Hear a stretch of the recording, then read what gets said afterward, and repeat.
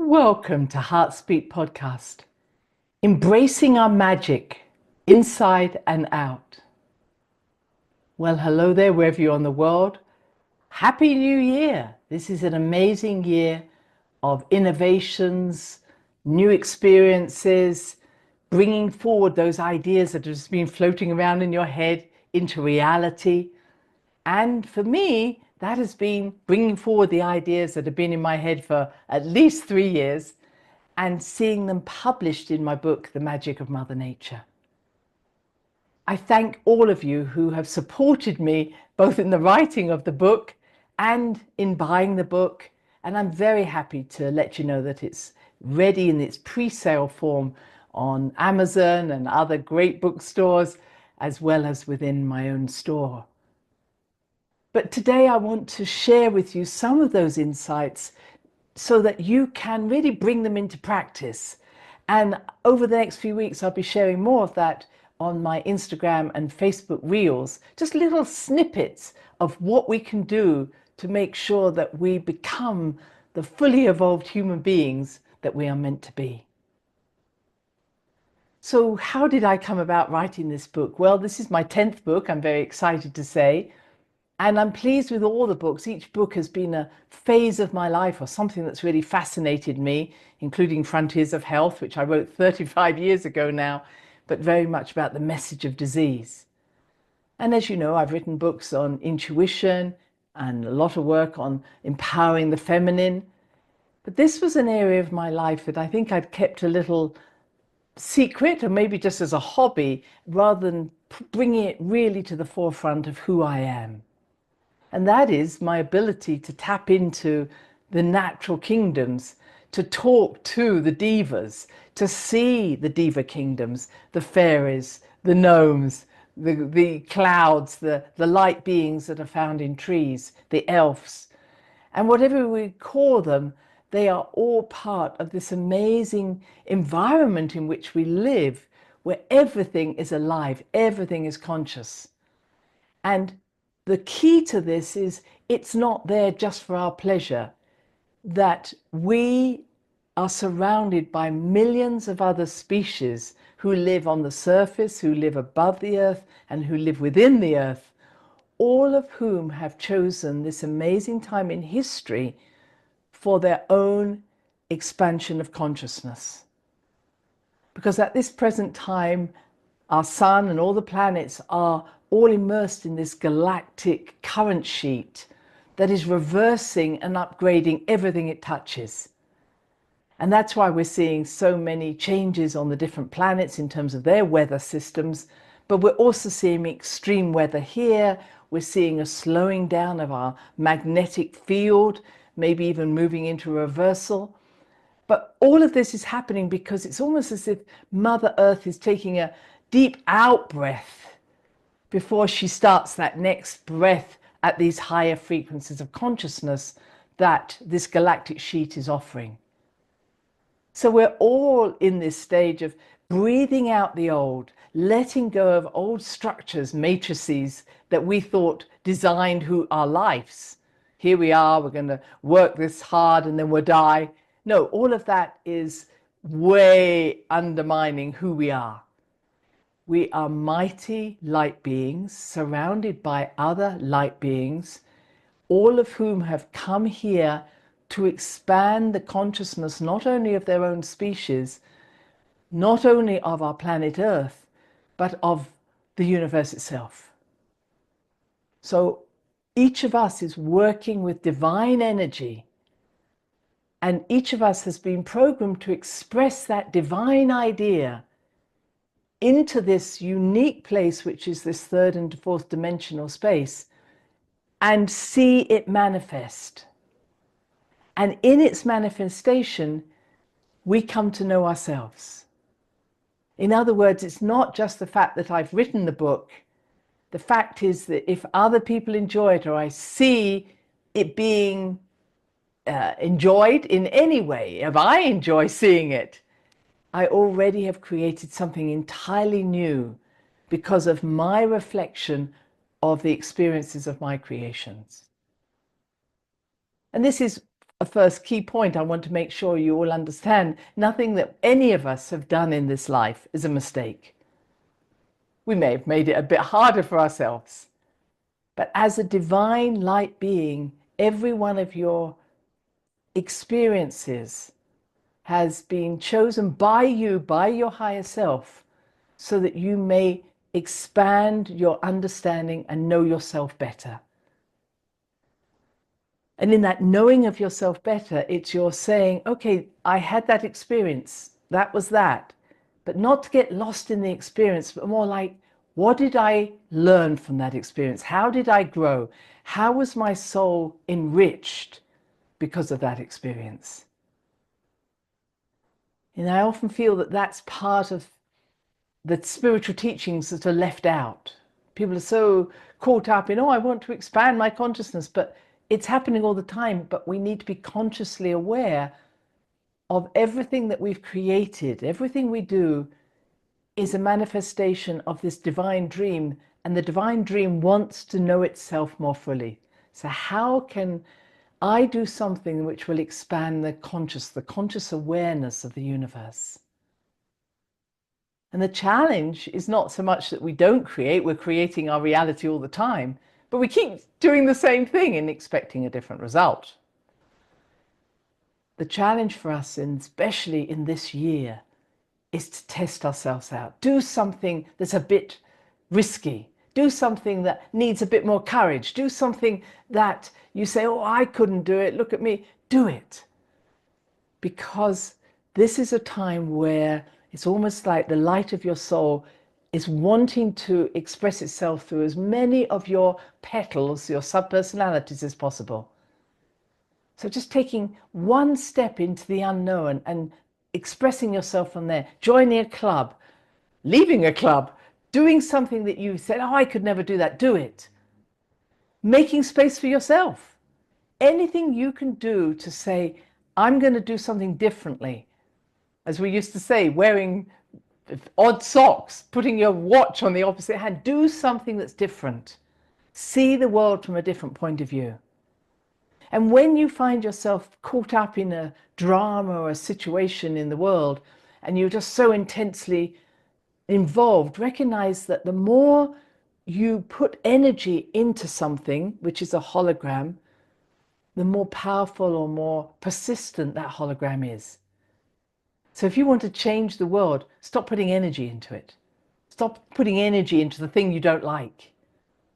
So learning how to detach, breathe out, step back, and recognize that I can create a reality, a new reality, but not from the place of attacking the old. I can choose how I wish to be in the world, and that will then manifest a different world.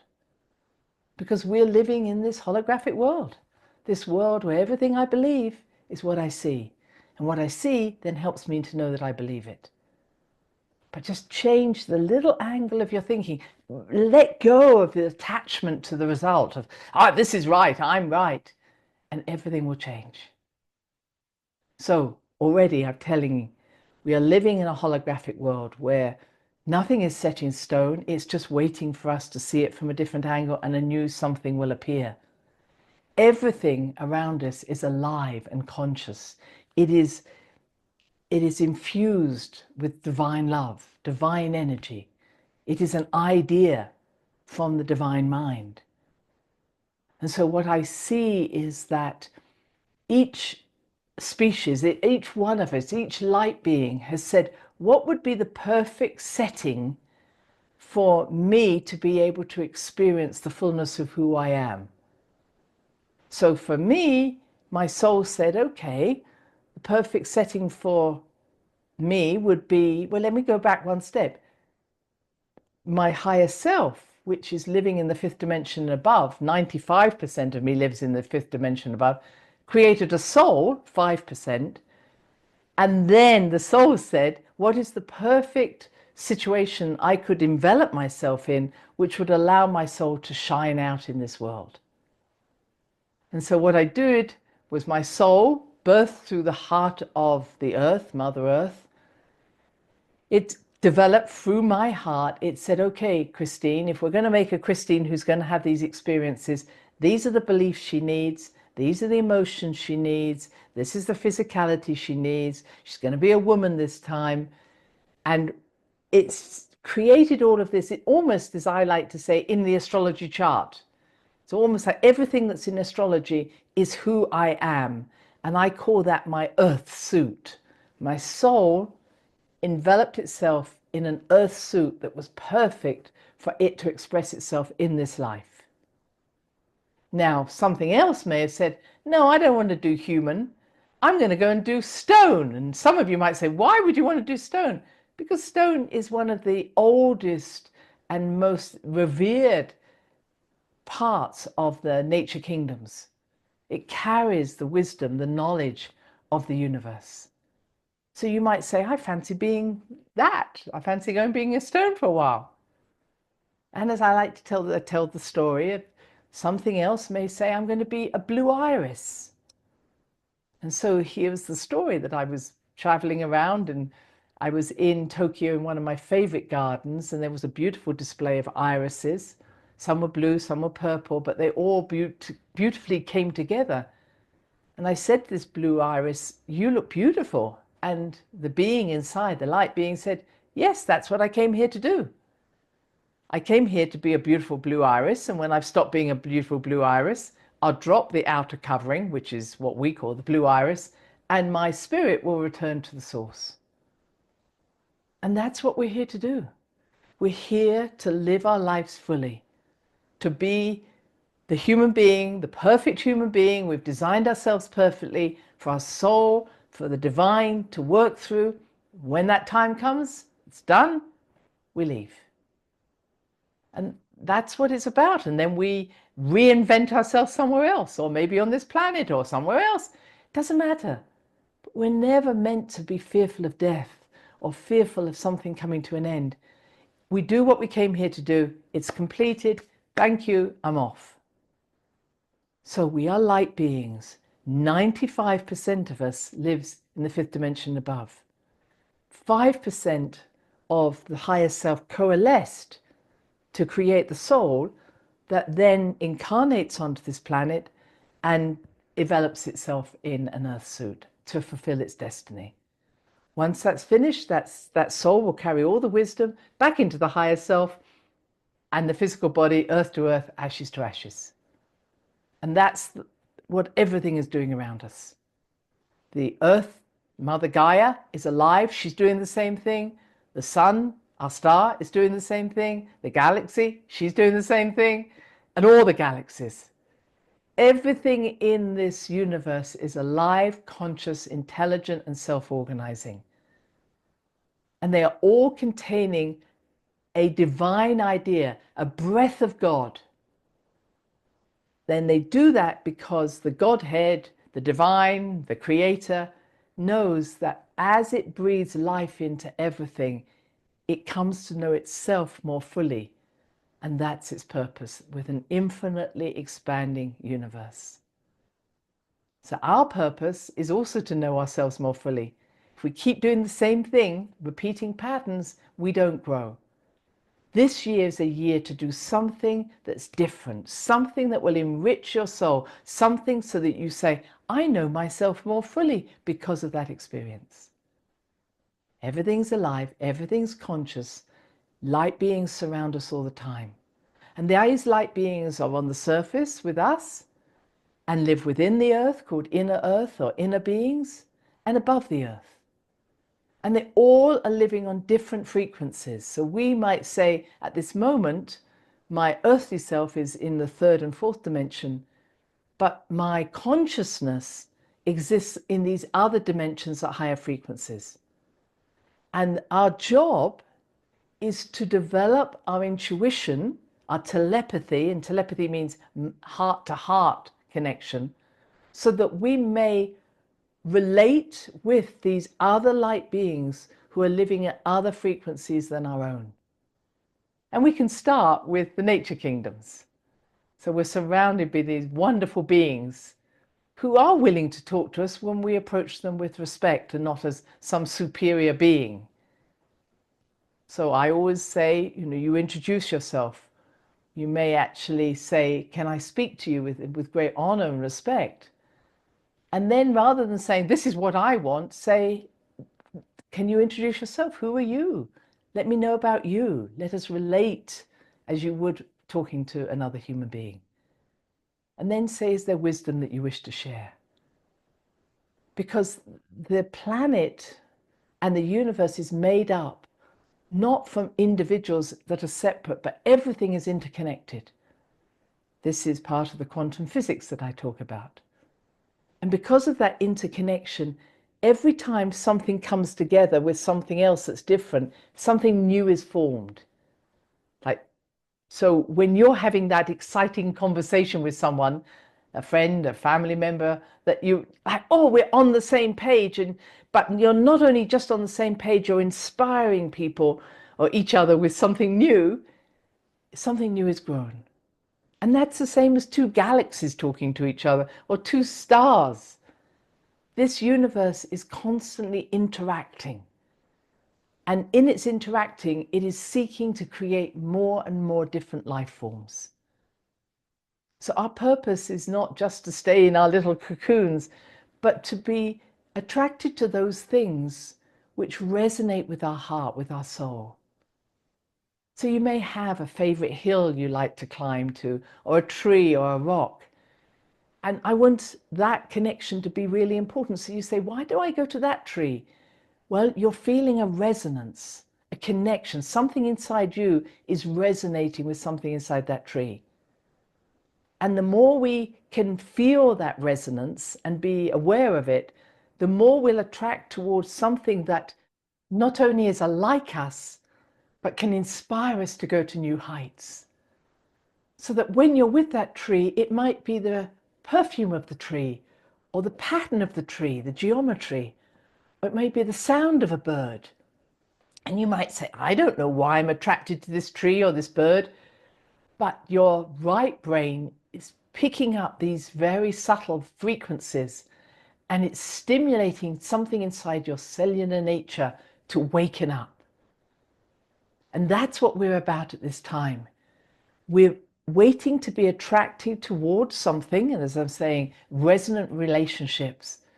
But as that happens, that frequency that may be asleep in our body, but not in this bird, is actually singing to the DNA inside us. And the songs it's singing is to the 91% of our DNA that's been sleeping. And what it's doing is wakening it up, saying, remember, remember, because that 91% of the DNA comes from our star families. We've been carrying the seeds for at least 24 different seeder groups in our DNA for hundreds of thousands of years.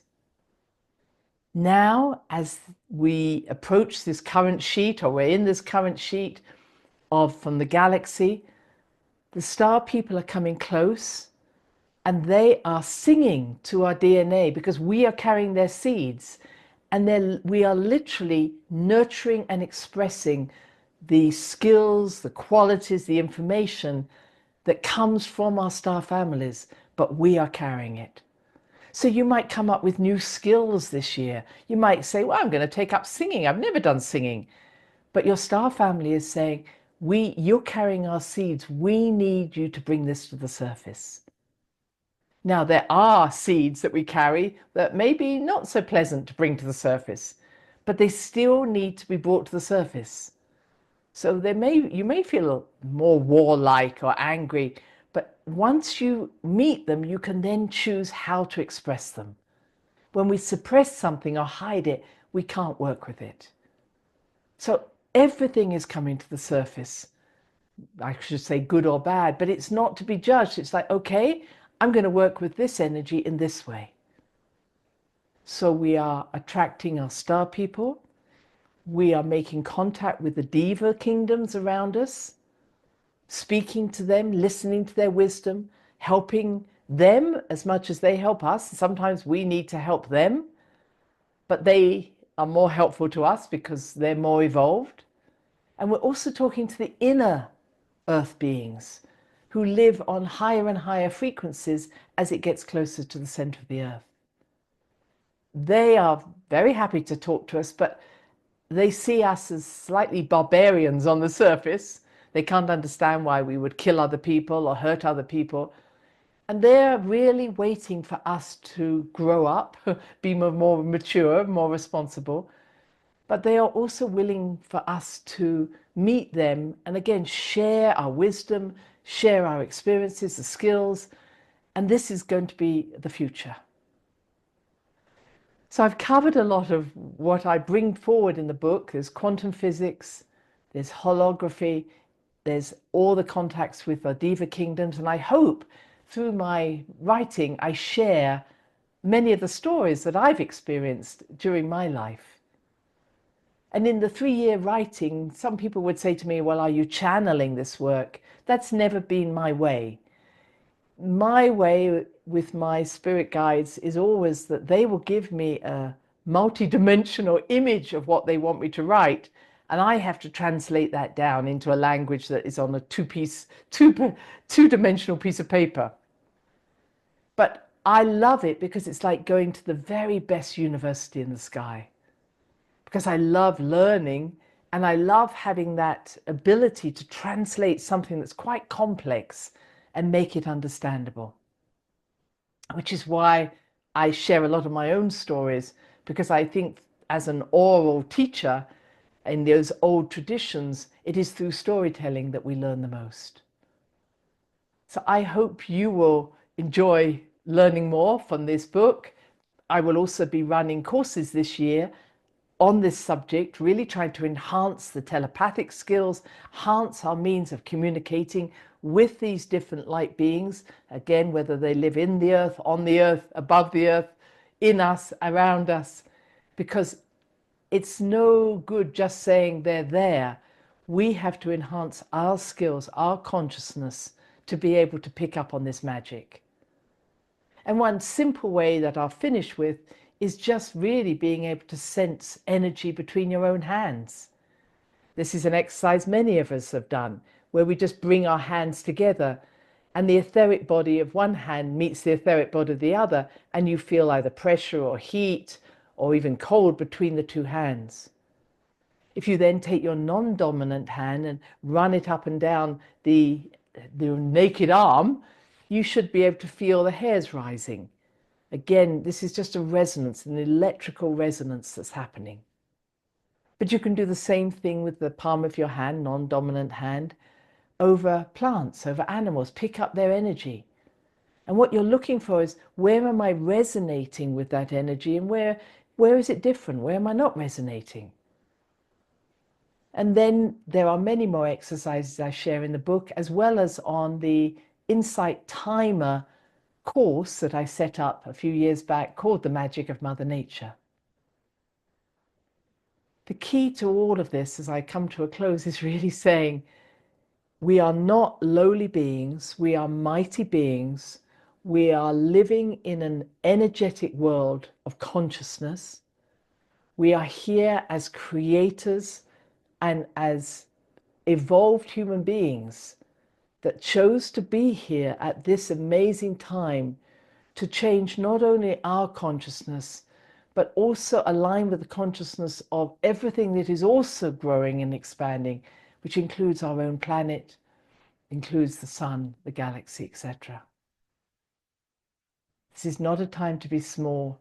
This is a time to really realize that we are living in this magical place, and it is the gift that we've been given to create through that magic. Until next time, bye-bye.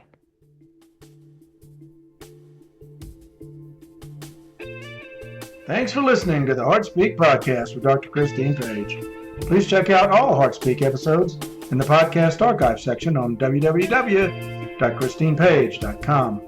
HeartSpeak is also available on iTunes, Spotify, Google Podcasts, Tumblr, and now playing on Amazon Music and iHeartRadio. You can also watch the archive podcast on Christine's channel, on YouTube, and now on Rumble. Connect with Christine on Instagram, LinkedIn, and Facebook group, The Great Mother Calling. Do share with family, friends, colleagues. Join us next time for another edition of HeartSpeak.